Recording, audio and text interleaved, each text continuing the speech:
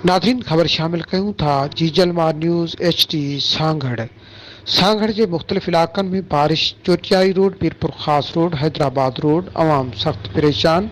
माण्हुनि जे घरनि में पानी, रोड रस्ता गलियूं पानी की लपेट में अची विया। इंतज़ामिया को भी नोटिस न वरितो, अवाम परेशान। तफ़सील मूजिब चोटियाई रोड, पीरपुर ख़ास रोड, हैदराबाद रोड बरसाती पानी की लपेट में अची विया। इंतज़ामिया की बेध्यानी सबबि हरहंधि गंद फैलियल, सफ़ाई सुथराई न थियण करे निकाल जो निज़ाम दरहम बरहम थी वियो। शहर के बरसात जे पानी ॿोड़े छॾियो आहे। इंतज़ामिया जी पत वाइकी थी चुकी आहे।